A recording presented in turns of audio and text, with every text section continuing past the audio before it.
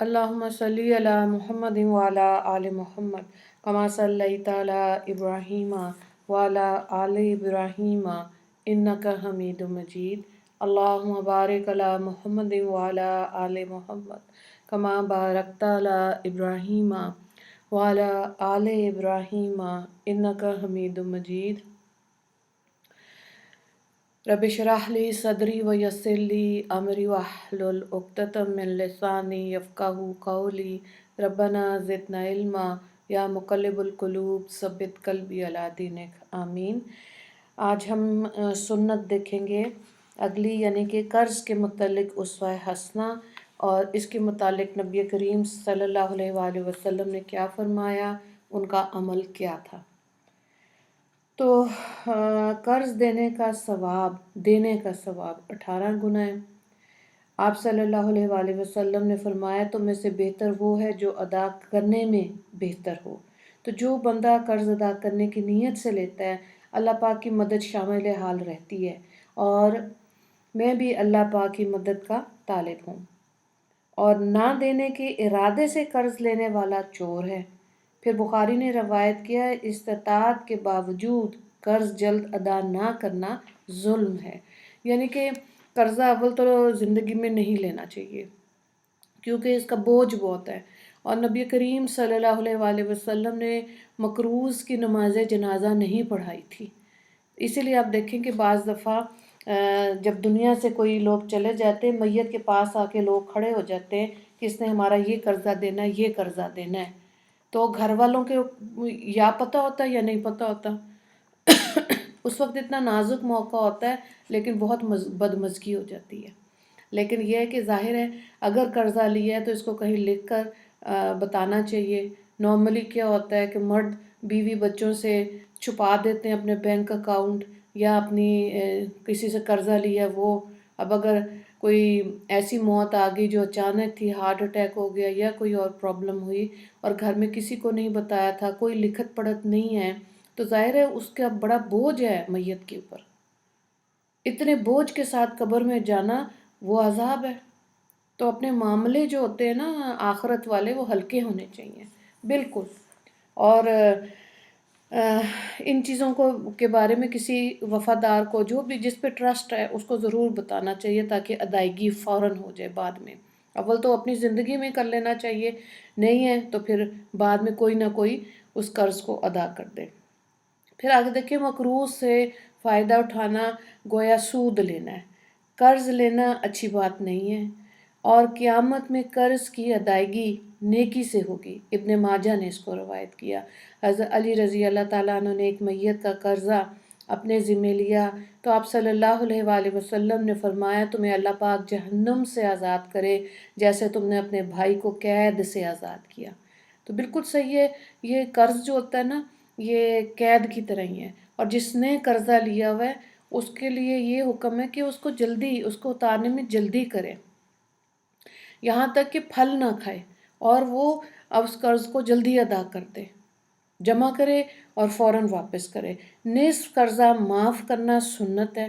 اب اس کے لیے بھی انسان کے اندر بہت بڑا حوصلہ ہونا چاہیے۔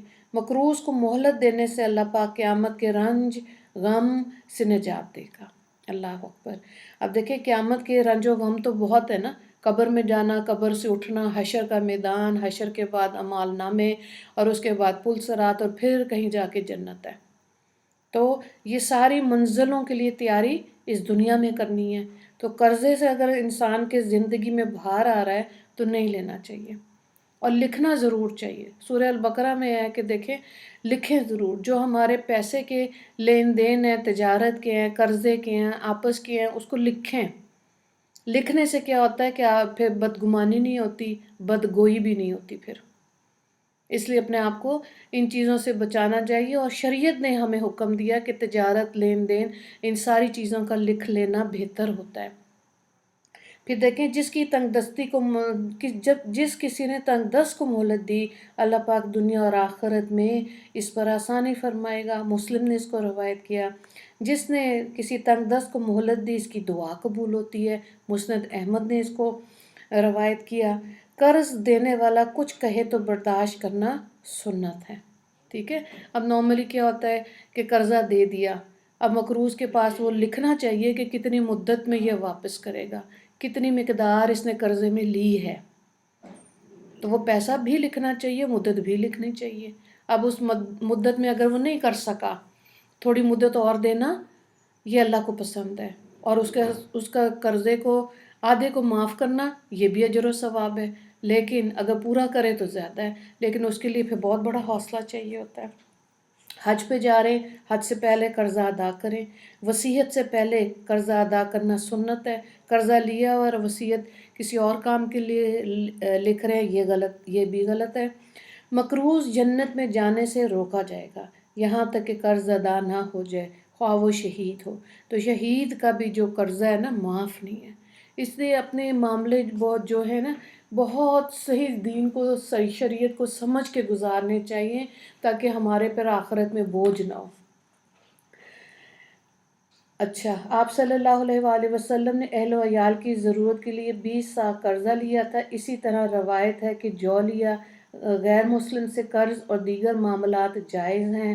جب آپ صلی اللہ علیہ وآلہ وسلم نے قرض ادا کیا تو ان کو دعا دیتے ہوئے فرمایا: بارک اللہ فی اہلک و مالک انما جزاء السلف الوفاء والحمد. عبداللہ بن ربیعہ رضی اللہ تعالیٰ عنہ فرماتے ہیں کہ رسول اللہ صلی اللہ علیہ وآلہ وسلم نے 40,000 درہم قرض لیا، پھر میرا قرض ادا کر دیا اور فرمایا قرضے کا بدلہ یہی ہے کہ شکر ادا کیا جائے، اس کی تعریف کی جائے اور قرض ادا کر دیا جائے. پھر سائل کو دینے کے لیے قرض لینا سنت ہے. سائل کا مطلب کوئی مانگنے والا ہے، اس کو اب قرضہ چاہیے، اس کو اگر پیسے دینے ہیں، اس پیسہ دینے کے لیے قرضہ لے لیا سنت ہے. فرمایا گیا کہ گناہ کم کرو کہ موت آسان ہو جائے، اور قرض کم کرو اور معاملہ کم کرو کہ آزادی سے زندگی بسر کرو، یعنی کہ زندگی میں اپنے معاملے آسان رکھو. ٹھیک ہے. 3 شخصوں کا قرضہ اللہ پاک کے ذمے ہے. ایک وہ جو جہاد پہ گیا، ایک وہ شخص جس کے پاس کسی مسلمان کا انتقال ہو رہا تھا تو اس نے اس کا قرض اپنے ذمے لے لیا اور دے نہ سکا، اور ایک وہ جس نے زنا سے بچنے کے لیے قرض لے کر نکاح کیا اور بغیر ادا کیے مر گیا. تو یہ وہ چیزیں ہیں شریعت میں جو ہمارے نبی نے ہمیں زندگی گزارنے کے لیے بتائیں. اس لیے ایسی سنتوں کو ڈھونڈ ڈھونڈ کر اپنی زندگیوں میں شامل کرنا چاہیے، عمل کرنا چاہیے. اور جب چیز کی سمجھ آ جاتی ہے اس پر، دین ہمارا بے حد آسان ہے، ہم نے اس کو مشکل بنایا. اب دیکھیں شادیوں پہ نارملی عام طور پہ جو لوگ زکوٰۃ لے رہے ہوتے ہیں، بعض دفعہ ایسے بھی دیکھا گیا وہ بھی قرضے لے کے اور سارے رسومات کو پورا کرتے ہیں، اور پھر باقی ساری زندگی یا قرض ادا ہو جاتا ہے یا نہیں ہوتا. تو یہ بہت بری بات ہے. ہمارے دین میں تو نکاح کو آسان بنایا گیا ہے، تو اس کو آسان بنائیں. قرضہ لینے کی ضرورت نہیں. وہ 3 گھنٹے کی شو کے لیے ہال بھی مہنگا والا، میک اپ بھی مہنگا والا، لباس بھی مہنگا والا، اتنا قرضہ تو ماں باپ کے ساتھ بڑی زیادتی ان بچیوں کی جو کیا کہ یہ کام کرواتی ہیں. بہت بری بات ہے. تو اس لیے زندگیوں کو آسان کرے. اور یہ کیا چیز ہے، یہ سب دکھاوے میں آتی ہے، اور دکھاوے والی ہر چیز جو ہے وہ ہمارے لیے مشکل پیدا کرتی ہے، کیونکہ جھوٹ ہوتا ہے نا یہ سب کچھ، اصل میں تو نہیں ایسے ہوتے. ظاہر ہے وہ جب دلہن بھی منہ دھوئے گی تو اب خامن بھی پریشان ہو جاتا ہے کہ اچھا یہ وہ کل والی تھی. تو قرضے لے کے اپنی زندگیوں کو مشکل نہ بنائیں. دین اسلام بے حد آسان ہے. آسان زندگیاں گزارنے کی اللہ تعالیٰ ہمیں توفیق دے. سنتوں پہ عمل کرنے کی اللہ تعالیٰ ہمیں فکر عطا فرمائے. وآخر دعوانا ان الحمد للہ رب العالمین. اللہم اغفر للمسلمین والمسلمات والمؤمنین والمؤمنات. السلام علیکم ورحمۃ اللہ وبرکاتہ.